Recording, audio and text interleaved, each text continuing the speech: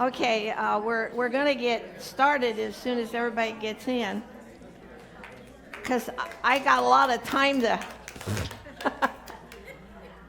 I have to go fast because I will put stuff in that I didn't practice. And I do want to publicly thank, before we start, Austin and Kevin for their help in setting these up, and my sidekick, Bob. And I also want to publicly thank the three ladies that helped me over at the Heritage Center. Nancy Patterson, who's here, and let's see, we got Connie Fisher, who comes over, and Margie Cologne, who come every Thursday afternoon and work through things. Those poor ladies, I've given them, I don't know what, 3,000 slides to sort, and we're right near the end of the tunnel, right? We inherited over just boxes of slides and those cassette thingamajigs, you know, the carousels, and so we had to sort and pitch. We did pitch, but we still have probably 2,000 at least left. So, and that's just for the 60s, I think, 50s and 60s. Okay. Yeah, I'm going to get started because I hope I don't lose my voice. This is a program that I first started to do for the seminary, who asked me to tell about the history of Otterbein to a group of people this summer. Well, I already had this program done up for the 100th anniversary of Otterbein, and then I had to go back and change it. So then I said, I can't say the same thing to the seminary people and to these people, so I switched it around again. So I've been playing games with this program. But Otterbein has been 105 plus years in the making. And somebody says, where in the heck is that picture? You're looking at downtown Red Lion in 1924. Yeah, you can't read the signs, but it will say Lebanon this way, Otterbein home this way, Middletown this way. That was what the picture is. It's not there now. We were trying to figure that out. I think it probably was in the corner where the 741 comes in and 122 comes this way. I think it was in that corner. I'm not sure. Oops. See if I can get this to go here. There we go. I hope. Kevin, there. Well, it all began with Otterbein. Yes, there was a man named Otterbein. And he was a missionary that was sent from Germany to the United States in the 1700s to take care of all of us wild colonists over here. And while he was here, he happened to run into a man by the name of Beam, B-O-E-H-M. I don't know how to say that just right. And they found out that Otterbein was dissatisfied with his church. Beam was sort of with about his. And so they joined together and actually formed the United Brethren in Christ Church, which was the very first denomination to actually be born in the United States. All of the other churches that we had came from Europe, but not the United Brethren. And that's him. He's buried in Baltimore, Maryland. The church that he founded is still in Baltimore, Maryland. It's about 2 blocks down the street from the Orioles baseball field. And they have a congregation there, a Methodist congregation there, of about 50 plus people. And they make their money to support the church by selling water and peanuts to the people going to the ballpark. They have a beautiful purple organ, too.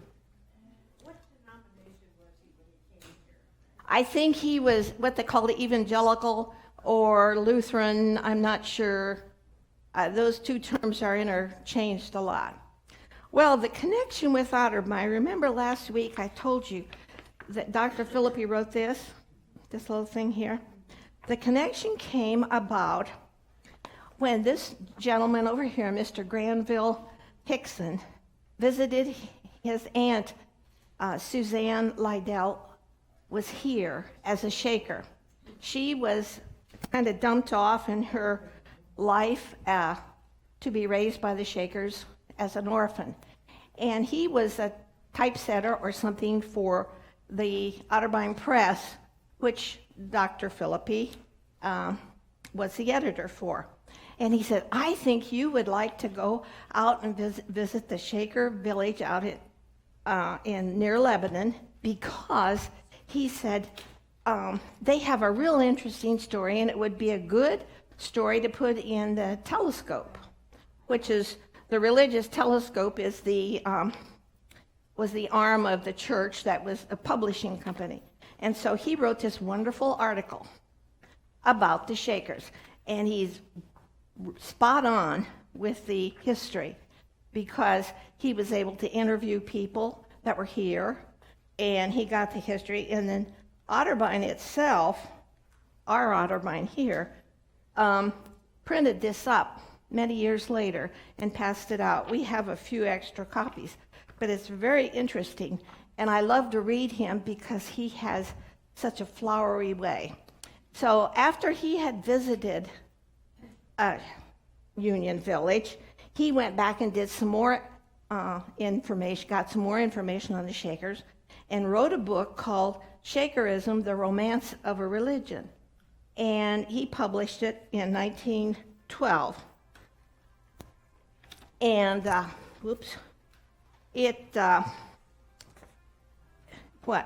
Thank you. It was, he published it, and it was first put out in 1912. We only have about 3 copies of that over in the center. Well, anyway, when he got back to Dayton, where the home of the publishing company, it just bugged Dr. Philippi a lot, because he was so concerned about children who he called half orphans, and the taking care of people who were poor and didn't have a place. He felt that the church ought to have something to do with that. And so he talked to his boss, Dr. Funk. He said, we've got to do this. We've got to do this. Well, when they heard that the Shakers had to sell Union Village about 1910, about in that area, he said, maybe we could buy it. So they kept this dream going. And early in the 1900s, they met with Mr. Fennessy, who we talked about last week. And Mr. Fennessy, when Dr. Philippi came to meet with the Shakers to get the information for this article, he was ill. So they had Moore Mason take him around and do all this stuff. So anyway, they met with him. Well, Fennessy was really impressed, and he said, I'd like to give you this land, all 4,005 acres. And the people back east said, no way. No way, Jose.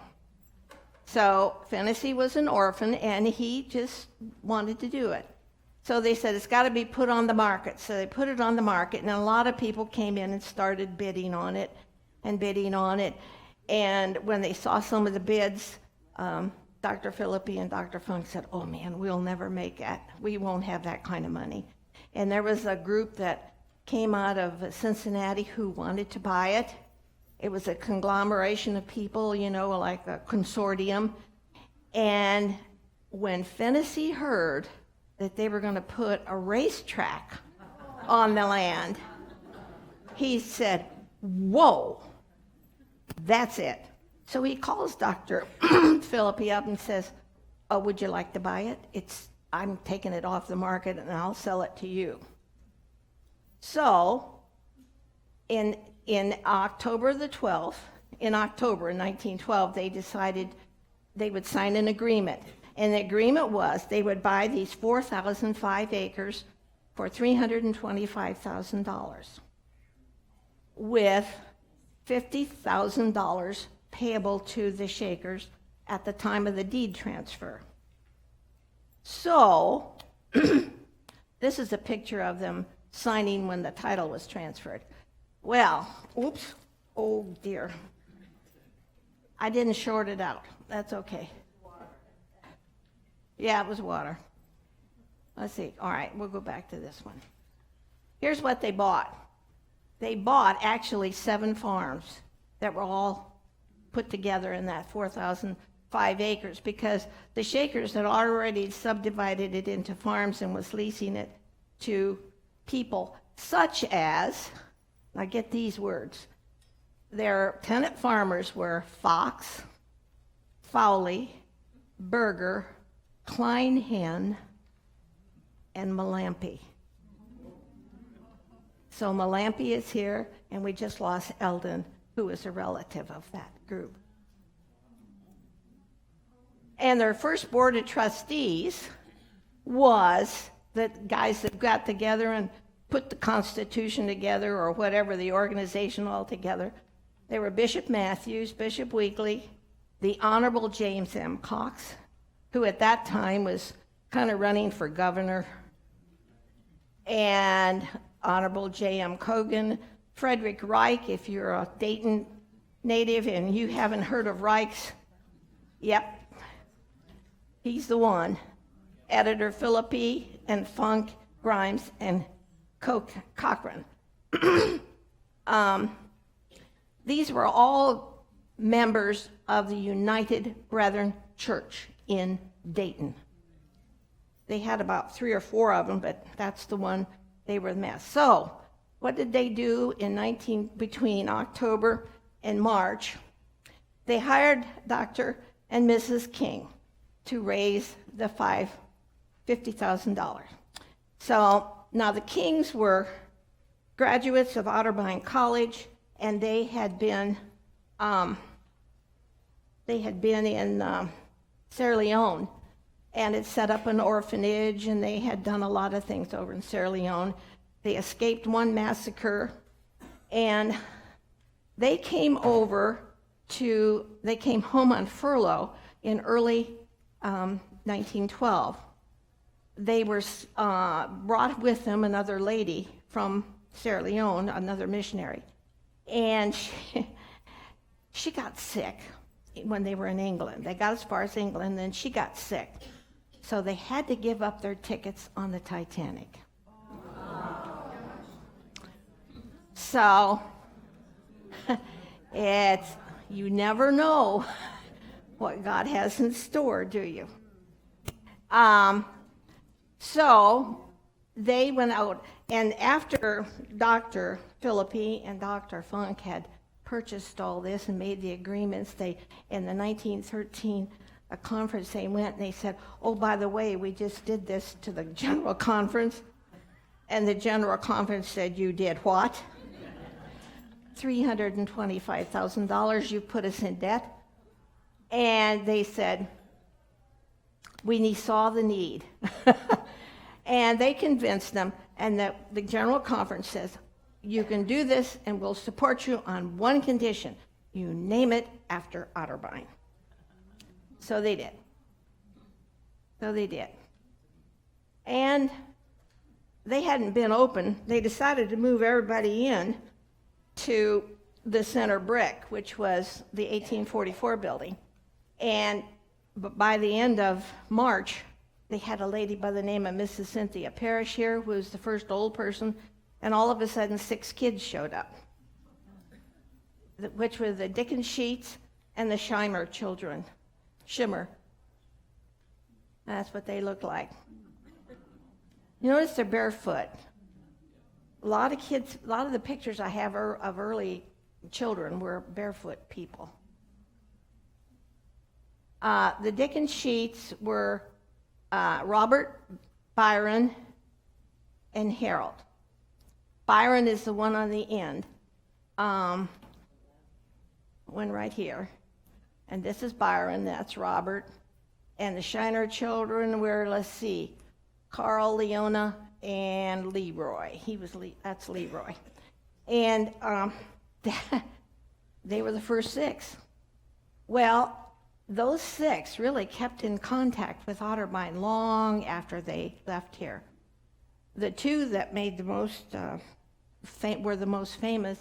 Byron here stayed till he was about 15 or 16, and then he decided he would go out on his own, and he went to the YMCA in Dayton, and they heard him singing, and he wound up director of the Westminster Choir in New Jersey. I mean, he was a musician. His brother was also a musician. He went to Otterbein College, but his eyesight got bad, and he wound up being a very, very famous person in stained glass, working in stained glass. This one, unfortunately, went back with his father, and he and his father both died in the poorhouse. It's kind of a sad story on that end. Well, everybody at that time lived in the center building, and the kids didn't come one at a time. They came as families. I mean, you got a whole bunch of kids. These are the Owens from Wabash and the Clarks from Springfield, and you notice how they all got shoes on there. I probably wasn't taken in the summertime. Anyway, they all lived in this big building here. This is many pictures of the same building. They had 26, in 14, they had 26 kids and 12 old people in that house. Well, the older people said, oh my word, those kids are so noisy.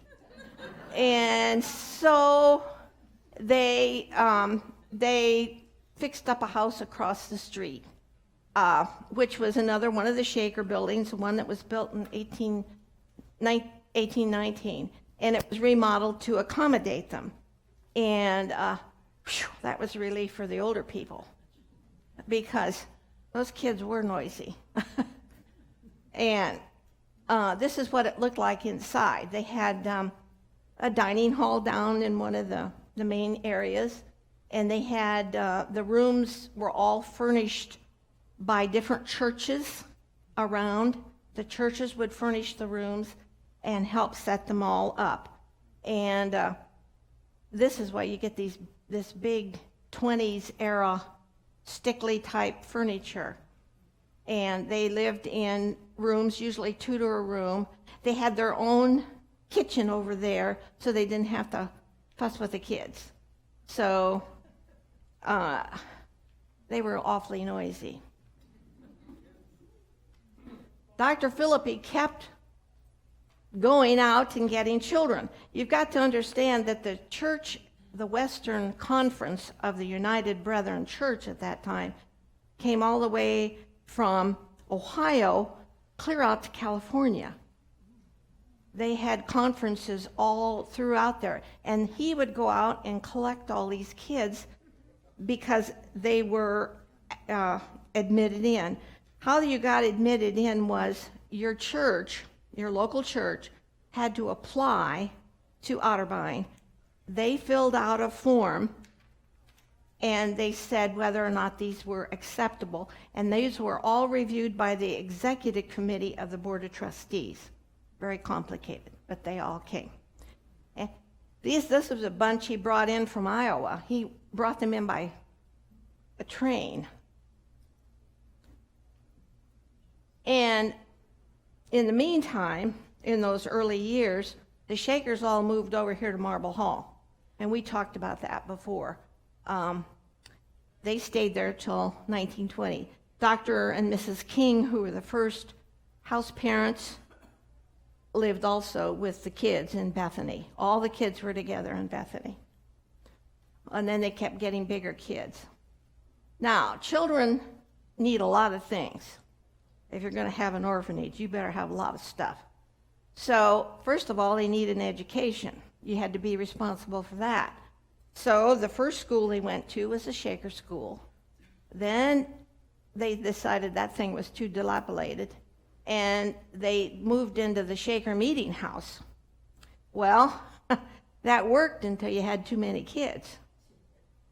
And so they decided in 1918 they needed to build a school. Now, remind you this, when they bought the place for $325,000, and they finally put $50,000 down, which they actually didn't, they only put $30,000, and the Shakers took a second mortgage for the 20.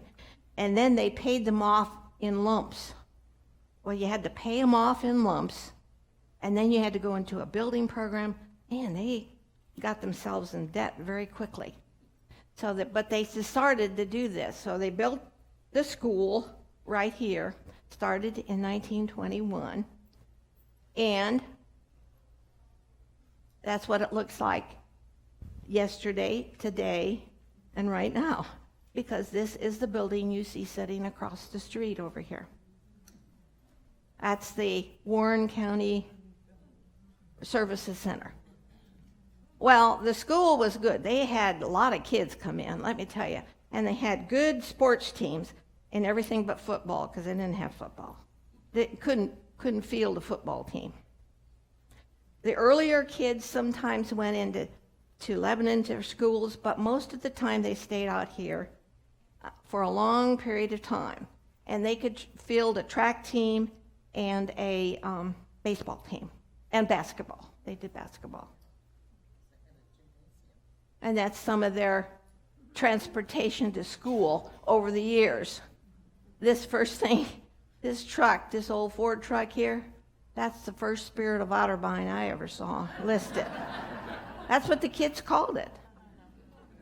And by the 50s, when they decided to close that school and not use it for schooling anymore, they sent all the kids in a yellow school bus into Lebanon. So there was a lot of give and take. They needed a place to sleep. Originally, they'd start them out in big rooms. This was the nursery, and this was one of the boys' dorms. Could have been the middle-aged kids.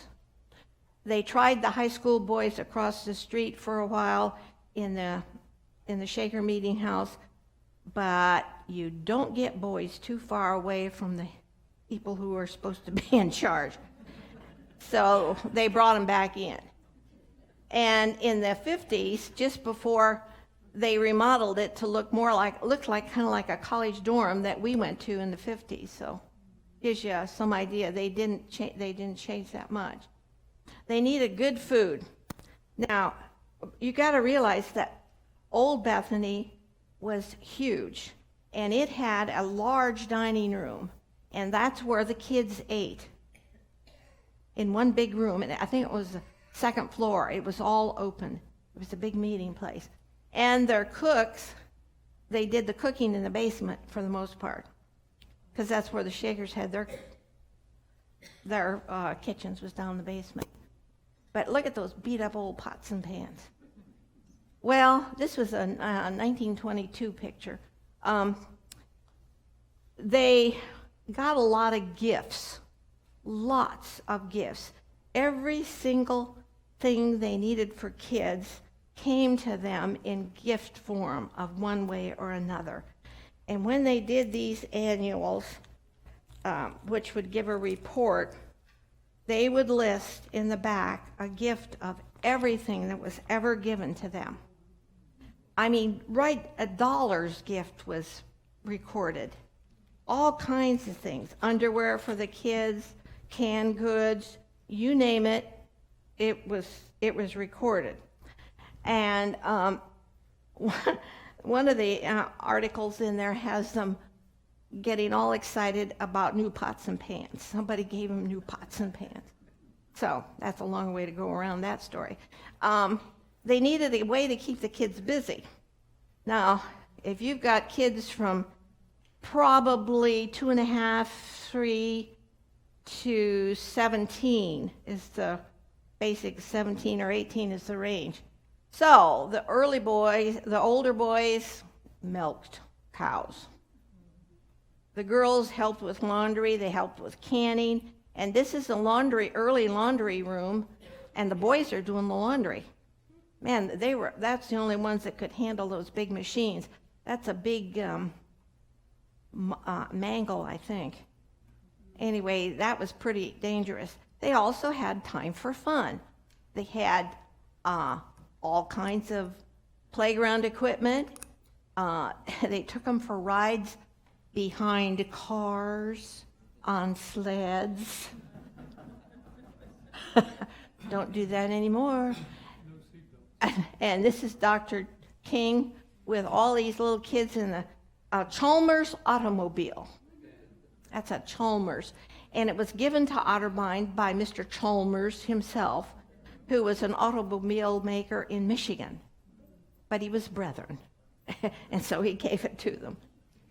They had a lot of nice, and they were given cows, they were given pigs, they were given bees. Anyway, they had a lot of stuff given to them. All the kids got music lessons, which was kind of neat. They thought a well-rounded child ought to have music in their life. And so they had a band, an orchestra, and piano students, and the first band director was Mr. Reverend Hendricks, I think was his name. And he would line you up and look at your lips and say, you got a good lip for a clarinet, you'd make a good trumpet player. I think you can hold the tuba. So you get the idea? They did it. Anyway, the band played in 1921 for the General Conference, and this is a later picture of a performance group of Mrs. Carpel and her children's choir. The kids also needed health care. I can get that to go, yeah. And they always had a doctor on call here. The first ones were the Blair brothers. There was a Father Blair, who was the Shaker's doctor, and the two sons that were the doctors for here. And then finally we got Dr. Hill. I wrote about him not too long ago. But in 1918, there was a horrible scarlet fever scare along with the flu. That was a bad year all over the United States. And so they had to isolate all these little kids. So they took them down to the North Farm, and they put them in a tent, and then what this is called the nurse's house. They just put them all in there so they wouldn't get other kids exposed.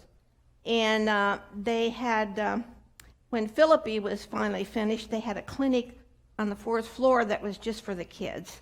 And when they used the school building for a hospital, there was the top floor. So they always had good health care.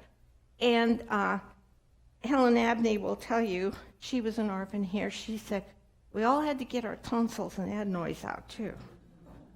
So she said they took us down to Dr. Blair, you climbed the steps, you went in, snip, snip, you came home and had ice cream.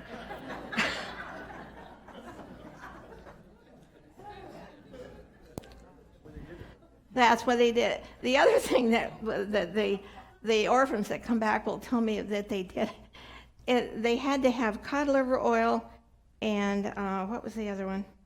I can't remember, but they had to go up after breakfast, go up the stairs to Philippi to the top floor where the hospital area was, take their medicine, and then go on about the day. Cod liver oil, and what was the other one? I can't think of it. Castor oil. Castor oil. 1 milk of magnesia, no. Needless to say, they were mostly healthy. All right. They had to have guidance, and this is an early picture of some of the matrons who took care of them. And they uniformed them up, and so they all looked alike. But eventually, they got to wear civvies. So by the 50s, they were wearing regular clothes.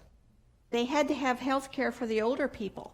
So they took the North Family Lots building, a house up there, the big one, the 1823 house, and they converted it to a hospital for older people, and they called it Feeble, but then they changed the name to Good Samaritan. They said, that's not good. And a lot of people remember that. Let's see, where is Sue Bryan? Sue would remember coming there to Good Samaritan, wouldn't you? Didn't you tell me that? No? Well, some people have told me they remember coming here as a child to Good Samaritan because they still used it. Yeah. You did. Yeah. There you go. Now, they also had what they called a missionary home. They wanted a place where missionaries could leave their children off for education, and they'd take care of them while the parents were overseas and so forth. And so they reconverted the 1811 building, which is where the LEC stood, and it was called the missionary home. Well, that was nice, but the only missionary kids that ever lived there were the widows' kids. The only reason probably is because Reverend Widows was a good friend of Dr. King. But they lived there. And they are really part of Otterbein's history really neatly. This is the one that was the most important, and that was Carol. And he was the one who was the star in track. He could pole vault, he could race, he could play basketball, he could do all kinds of stuff. And when he went to Otterbein College, he did go, and so did his sister right here, Margaret. They went up to Otterbein. He was later hired by somebody by the name of Paul Brown at Ohio State. And when Paul Brown decided he wanted to go to war, he left Carol in charge of the Ohio State football team.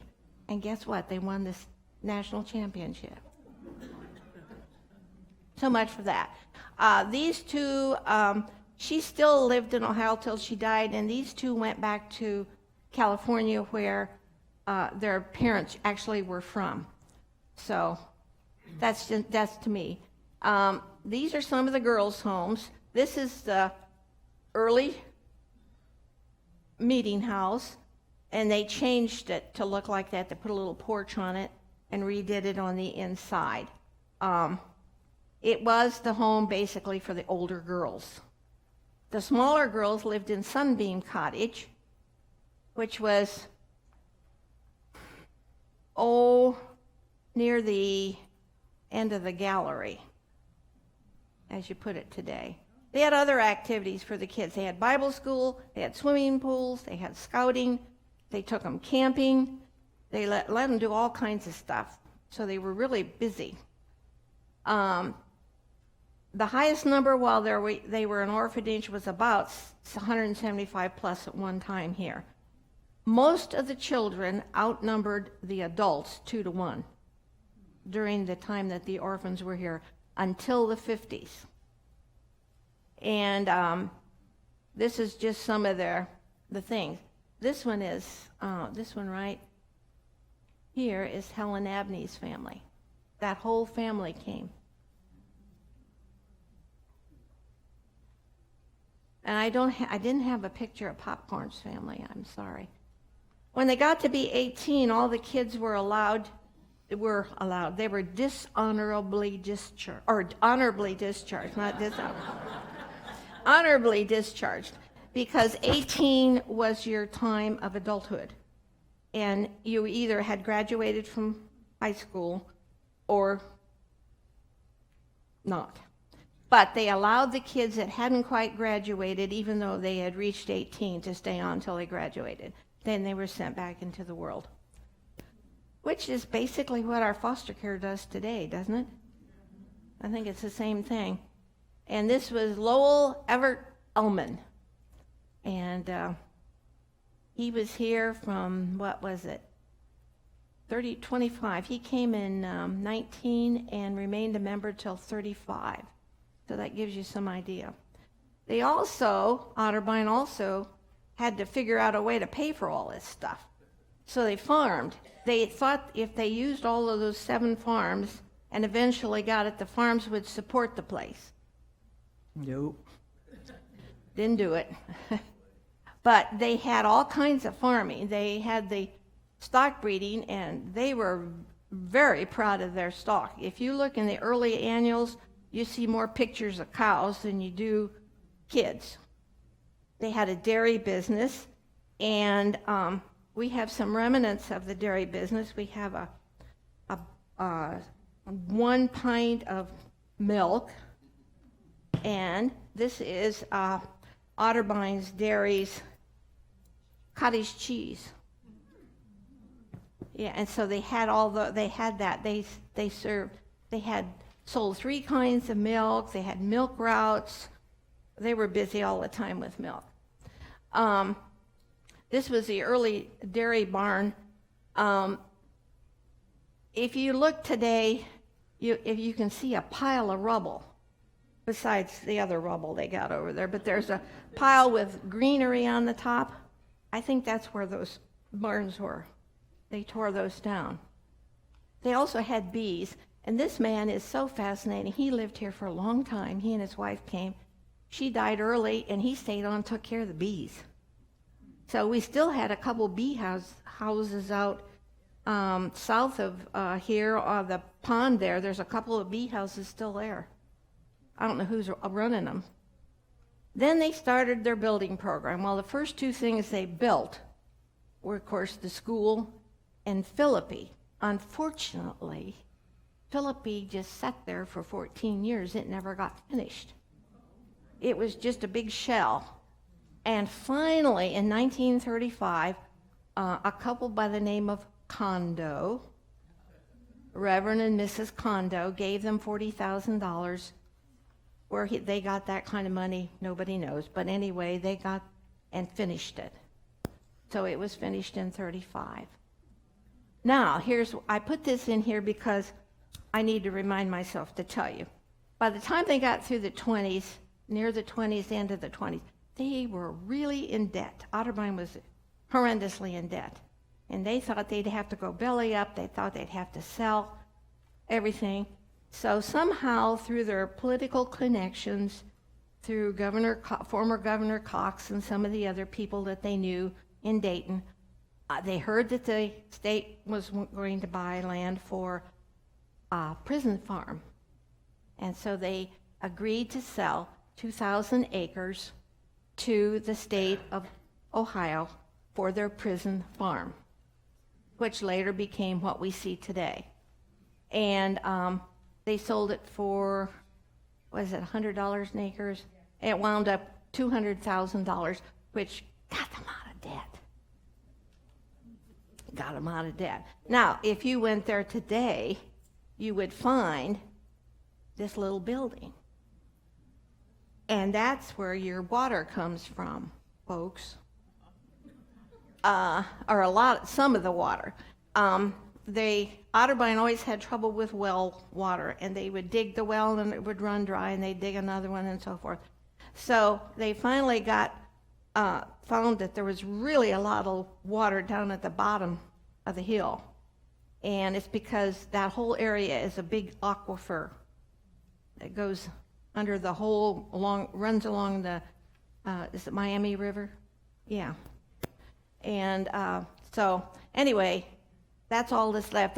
We have the wells down there. And in 1930, they made a deal with the state that the water, that we would always have our wells there, that they were not part of any other land transaction. That was ours.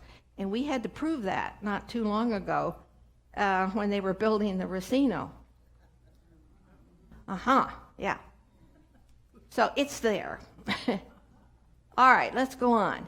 Now, big changes. Now, this is an aerial picture taken about 1921. And let's see, this is a school. That's Philippi, Bethany, Marble, not the Girl Scout, the Rose Cottage. This is the meeting house, and this is the older people's place. That was just about 1920 something. And then things started to change. And after the war, we started building a lot of little houses. And most of these houses were cottages for couples or employees. one of the ways to get employees here was that you gave them room, board, and food, and a small salary and that's how they came to work here. So they had a lot of them. So all the little cottages you see were either built especially for an employee or that sort of thing. I think Randy's house was, well, the little blue house was first used as a home for the administrator. And it changed hands and so forth. So, yeah, 1946. About that time, the Otterbein United Brethren Church decided to merge with the Evangelical Church, and we became the EUB Church. And they developed what we call a series of homes. They had more than one home. They had one not too far from where I lived. The one I knew best was Haven Hubbard, Flat Rock Children's Home, which all of our orphans eventually went to that were left. They had one in Kansas, Cedar Falls, Iowa, and of course Otterbein Home in Lebanon. So they were part of this pact. And that lasted until even after the Methodist merger. Well, I get the right one, we'll go forward. All right, now the uses of the school. You know, the school for the kids ended about the mid-50s, so they decided we can't let this beautiful building go to waste. And really, the old Good Samaritan up north was pretty bad. It was getting a few years on it. So they decided they were going to reconvert the school into a nursing area for Otterbein. And they did. They gutted it and put rooms in and all that stuff. And it became the nursing area. It had its own kitchen. And so the people over there, and it also had a beauty shop in the basement. And that was the first really beauty shop we had, because it opened then they've had a new one open again when they opened the campus center here. Here's another view. You see we're getting these little houses in now around here. See all these little houses? This is Klippinger condo right in there. So you get to see them. And you notice there was some really along over here, and those were eventually moved. There's some eventually moved. This is this is in 66, and all these houses along here. This house was used to be the farmer's house, and it was eventually torn down, the house for the farm manager where he stayed. And of course your school is back here. And if you look at a closer view, you can see what the area around the gallery looks like. This was probably in the 50s too, 50s, 60s. This is Old Bethany. There's Marble. This is the Sunbeam Cottage. These were laundries. This is Old Bethany and the meeting, the Shaker Meeting House, or the girls' cottage. So you kind of get an idea. And this street here was actually Cogan.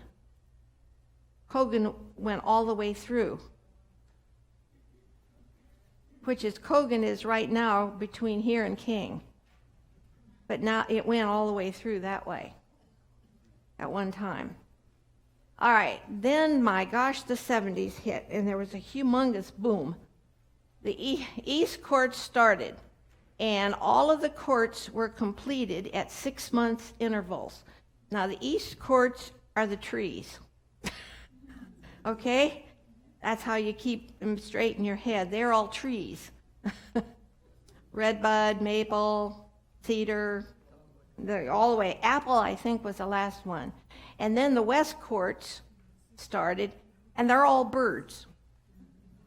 They started the birds. So that started in 81. So it took about 20 years to get going. This is an early picture of the King Activity Center, which was built in 1989, and was added on to 10 years later and renamed in 1994 as the King Center. It used to be the Thrush Activity Center, but then it was renamed like Hill Floor and Showers Floor. And then, my goodness, we built the Campus Center, which is what you're in now. And folks, that's what it looked like. Look familiar? Yep.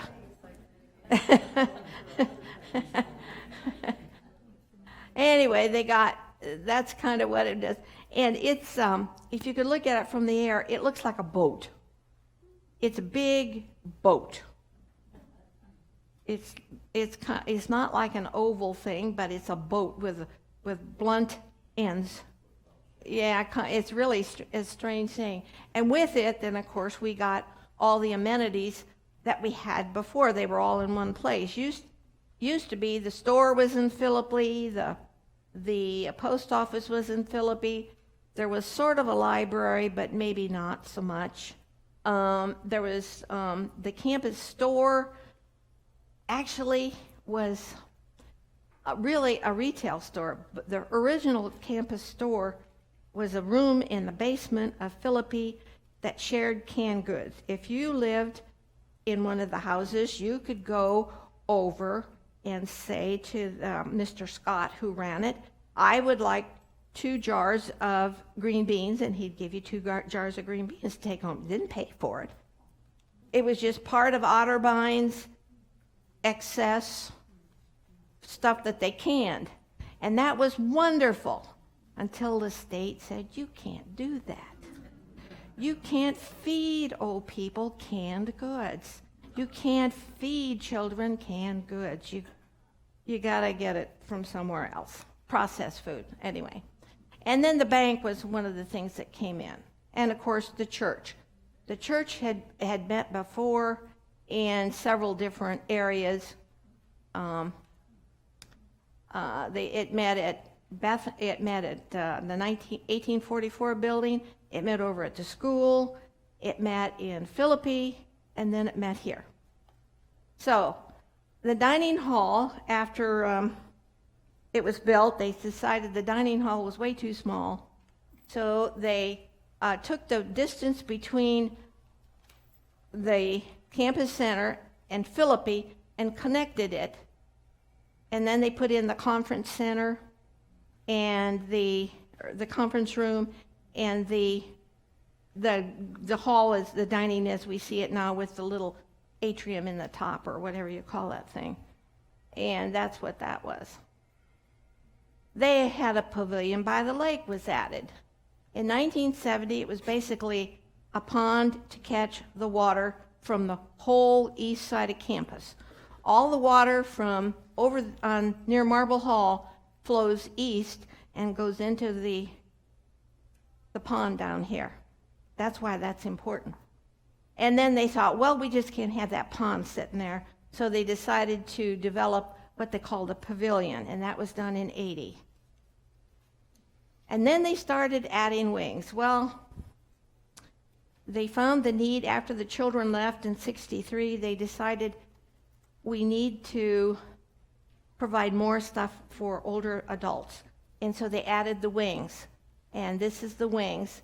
And there's a little area right up here that put in this area over here and extended this a little bit, and then went on and had the connecting hall that contains the Pettit studio and so forth. So that was right in here on this floor plan. And if you want to see what it looks like from the air, it looks like that. It looks like a little, let's see, I got to get my bearing. Here's the end of this hall, so it's in here, and then it comes down, and you got all these. If you go all, and you wheelchair people that push all those wheelchairs, that's a long hall all the way down there. All right, then there was a multi-purpose room that was added, and it was in 80, and it is where the lower part of the gallery is now. And when it was finished, it looked just like this. This was the first one. Then they remodeled it when they built the LEC, and it looked like that until the fire of 2015. And they took that down. Now, Otterbein is good for deconstructions. During the 60s, they deconstructed all the Shaker buildings except Bethany and except Marble and Rose Cottage. And the next one that got deconstructed was, of course, Bethany. And there was a big hoo-ha about that. And as we talked last week, it was gone because it had been modified so many times. And if you look in one of those pictures, I looked at the floor real carefully. Those were asphalt tiles. And they don't do that anymore. And this, of course, they used it, the last thing that they used it for at Otterbein was the wood shop. I think the wood shop was in there. Now, here's some dates. You can check these out. In '83, they opened Willow Lane. They also, sometime between the 60s and the 70s, got rid of the sewage plant. There was a sewage plant that was right north of Willow Lane. Jenny, do you remember when that was? They had the giant flush. Anyway, it took them forever to get a sewage connection. They didn't want to do a sewage with Lebanon, so they wound up connecting that, and they got the state involved, and it all goes down to, what's it called? LaSwordsville. Yeah, LaSwordsville. And it's taken care of down there. In '85, they had, formed adult daycare. They opened Matthews in 1991, which was actually the first memory care unit anywhere within 3 states. They opened TCU, and then they decided Matthews wasn't big enough, so they had to build an addition. They opened the patio homes in '91, and the Daybreak in 2000, and 2002 to 2005, they added Morningside and Daybreak. So they were busy. Other dates, they became a corporation in '85, and they not only had Otterbein, but they had other homes that they started supervising. And they opened then small houses, which are the idea of small nursing homes. They got health care, adult daycare, which used to be in the room over here where PT is now, was moved over to King Street. We had a party, a life enrichment center opened, hospice began, we remodeled the museum, Terrace Place opened, and the gallery and Franklin were added. Those 2 were added. Let's see here. And so we've come a long way. We went from Bethany to an empty lot to LEC. I gotcha. That's my husband, Timer. Of course, our newest buildings, Terrace Place, Apple Court, Apple Village area, and the gallery. And this is what some of our skilled nursing neighborhoods look like. They're small. There are 10 rooms in a pod, and there's 5 pods to 1, so that they're home for about 50 people. They can hold 50 people. And we don't have any on campus, which I'd like to see. Anyway, that's not my bailiwick. We now have 6 major communities, and they renamed them again because they were so confusing. They named them according to where they're located. Does that help? There's one at Cridersville, one at Franklin, which is over here, Lebanon, of course, Marblehead, which used to be Lakeside or Lakeview or something, Pemberville, and St. Mary's. And then the small house neighborhoods right in here. The closest one we have is Mainville, Springboro, and Union Township, I think. Those, and Middletown. Middletown's one is right behind the hospital. So that's where we are now with Senior Life. So, my friends, we've come a long way. Don't you think? Now, can anybody spot somebody in this picture up here? No? Are you with it? Yep. My first connection with Otterbein was, I think, 1955, 56. I can't remember when it was. Probably 56. There's me right there. I was part of the Otterbein a cappella choir, and we always came here to sing. So that's how. And actually, we were singing in Philippi Hall's church at that time. Now, my friends, we're still in the midst of a big change. I thought you'd enjoy that one. And we're getting there. The campus is changing. But have we come full circle? If we were Union Village here and we're going back to Union Village, have we come full circle? I don't know. This is a wonderful map that we discovered that we had in the archives. It was a huge piece, about this big, and it was all rolled up, and it was dry and brittle, and we had to have it hydrated so that we could lay it out and take pictures. But it's an early 1917 map of showing where all the buildings were when Otterbein bought it, so they could have a fire, what do you call it, a fire code, to get insurance, I guess. So we've got that, but it's so huge I can't bring it out to display because it's too big. And then, let's see what I got. I wanted to thank along the way that I did not know all of this. It doesn't come in my brain that easy. There were people here before me. The first one was this Mr. Carver, and he published this book for a thesis, his thesis at the seminary. And it was the first history of Otterbein that was done. And it was done in 1953. And then it was added to by, I think, Virginia Coates' dad. But he didn't put his name on it later on. And then came along Opa Ireland. And she was a busy lady. She wrote the history of Otterbein up to 72. And then she also wrote the history of the church, because the church has been here since 1914. And she updated that.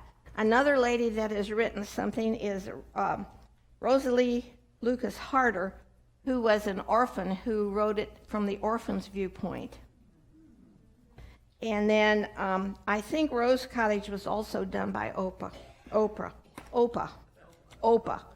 I never get it right.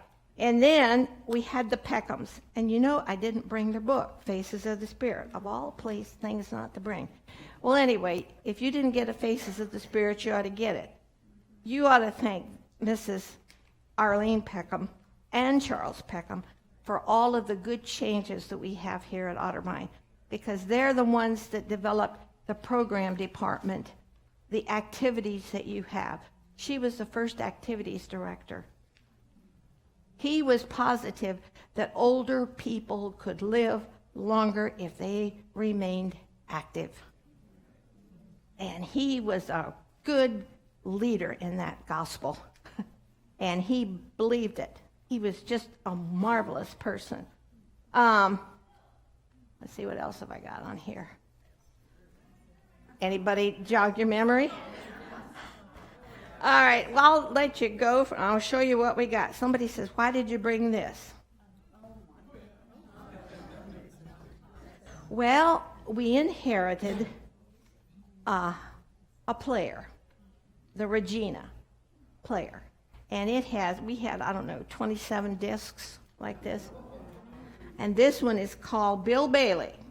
Won't you please come home? Now you had your analog, your digital, you got all the digital stuff, the analog stuff. This is mechanical because it's all got all these little hootenannies on the back that touch the little things that make music. And it does work. We got the thing, you crank it up and it works. I also brought with me, let's see here, some of the early publications of the annuals. The earliest one for the homes was this one, and I didn't realize that we had it, but it included not only Otterbein, its first year, but the United Brethren homes in Pennsylvania and other places, because we were not the first Otterbein home for that. There's one in Quincy, Pennsylvania. This was 1914. They called them our benevolent homes. So we have pictures of that. And there's always been a publication here at Otterbein. The first ones were these books like this. And then as the money got less and Dr. Philippi was gone, they became paper type. So we've got a complete set of those. Became the Otterbein Home News, the Otterbein Home News again, and we had different ones. When they were Midwest Homes, it was the Midwest Homes News.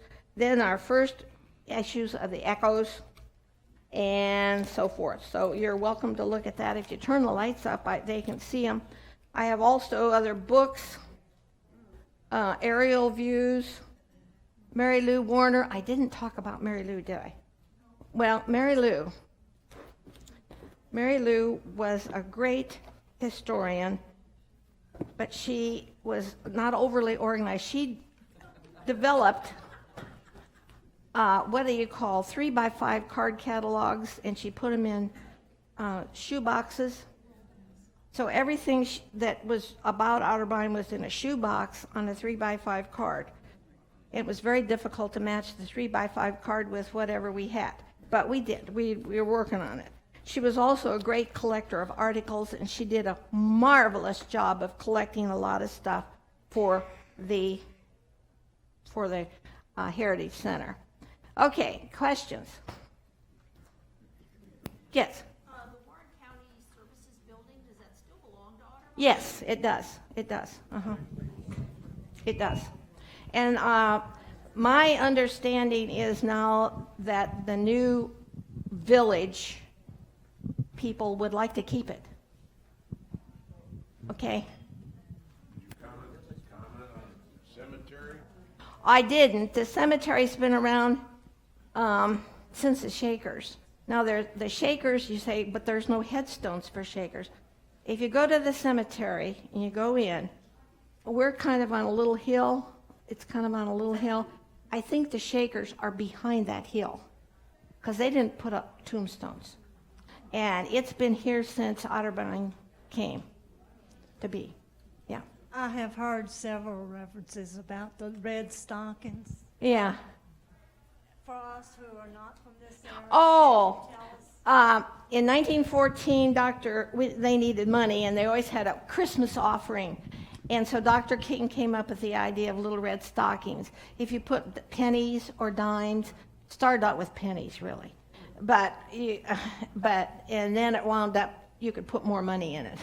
They figured out how to do that. But anyway, they even had a slot for checks, I think. It went on, and I think in many cases it's still going on in some of the churches. You don't get the little stockings like you used to. You get an envelope or something. Yeah, you get a picture of a stocking. But it's called, and I think Otterbein here uses it as part of their benevolent money gathering. What's going to happen to all the pictures that were in the Philippines along the wall? Well, I'll tell you where they are. I got them. They're located in the attic or our room up there, our museum, and I've covered them up with a cloth and they're leaning up against where the water tank is, because we don't know where they're going to go. And I didn't want to put them in the basement because they might get moldy, so we put them upstairs. So we have those, and we have all the orphan pictures that were in the other hall. We have them. Yes. Could you give us a little of the history of Union Village, the name? You know, how's it connected with, is it the same as Otterbein? No, Union Village was the name of the Shaker village that was here. And so when they were going to think of a name for the new place across the street, Jill asked us if she thought it would be a good idea to name it Union Village, and I said, why not? And the men that are developing that, the people that are developing that, were so interested in that they asked us to make a list of names so that they could name the streets after the Shakers. So we compiled a list, but I can't tell you who's named what, where. Yeah. Do you keep in contact with any of the orphans that were Yes. there? Because there were several when I graduated from Lebanon. Yeah. Of course, Popcorn's here, Helen's here. Usually at the fish fry time, they have a homecoming of sorts or a gathering, and they come in. They're dwindling down. There's not too many. There's the Woody Boys. A couple of the South brothers are still alive around here. Occasionally I get a call from some who ask me to research their files, which we do. We keep a file on every single orphan that was here. We have them. And so they do come. Sam Woody is probably the most, and of course Popcorn and Helen are the most actively here. A lot of them have dispersed into the world, so it's hard to find them all. He came in the late 50s, and he left. He was one of the 10 children that were transferred to Flat Rock. And there's another one. There's one that I graduated with, lives in Texas, and they come back for a class reunion every 5 years, and hopefully there's another union or a reunion type thing. Usually the program department does that. Mary Lou Warner was very active in having the reunions, but they became less and less because the kids became less and less. Okay. Yeah, Lebanon school reunions, yeah. Yes. Marge, yeah. our row wants to know the last name of the Helen you're talking about. Abney. She lives on Swallow.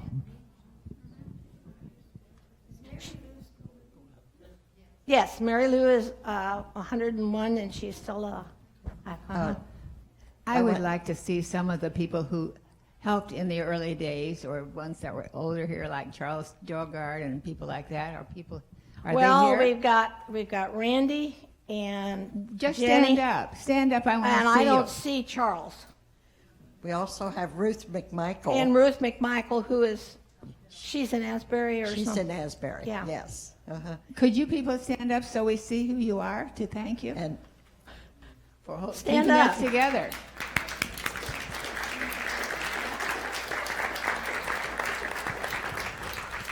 I wanted to make another comment, if you have time. The boys the children that you showed that were the first come of the missionaries and so forth that were here, their mother and dad were in the Philippines when my husband's parents were there, and Bob was born there, and they called her Grandma Widows, and she came to our wedding, and that was very nice. And her husband was one of the first to relate the Bible into Tagalog for the Filipinos. language. And we lived across the street in the manse from 1962 to 66. And the mulberries that you talked about were in our backyard. Yep. And the swimming pool for the kids was in our backyard. Yep. So, and the old Bethany was right next door to us. Yeah. So, Well, they had they had a lot of people that were here that were missionaries. They didn't have the kids, but there were a lot of missionaries that are still here today because of Otterbein. The Nearings, where's Miss? I saw her come in. Ruth Staubach. Let me think. I'll probably forget a lot of people. But they were, Mary Lois. So we have saluted that because this was a place for the retired missionaries to come, the Krause sisters. We know they were all missionaries at one time in either the United Brethren or the EUB Church or the United Methodists. Go down the line. So there was a large group. Yes.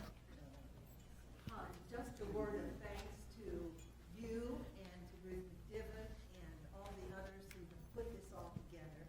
I just feel like we're wonderful. Thank you.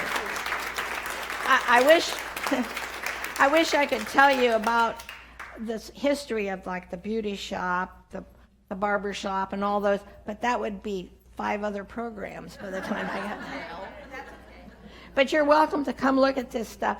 I got to be careful with this because it's one of, as I said, 27. The one we've got on the turntable now is it's a good old summertime. It did, but it was a gift. And it took me forever to find out who gave it to us. I had to go through all the little fine print on the back of the annuals to see who gave it to us. Where is it located now? In the attic up over in Marble. In our gallery. I call it the attic.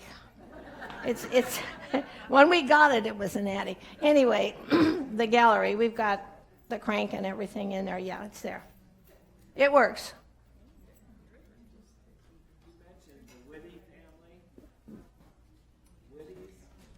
Woody's, no.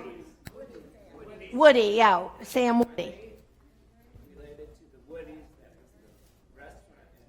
No, I don't think so. Their dad, Sam, and I forget the other 2 boys. There were 3 boys, were dumped off by their dad here in the late 40s, early 50s, and were raised here, basically. We see Sam and Gilbert, but I can't remember the other boy's name. Anyway, Sam was basically almost adopted by the McMichaels. They lived. He was really close. Oh, next Tuesday. You come over and see us. Come to the museum. We'll be open all day from 10 to 12 and 1 to 3. We got to take an hour for lunch. Next Tuesday, yeah. And we're always open on Thursday, so. But you can look at anything. I'll let you look.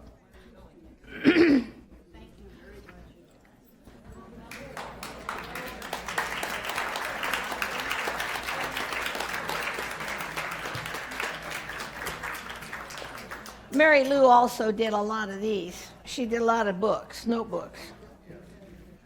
She was good at notebooks. No, I don't have too many of those, but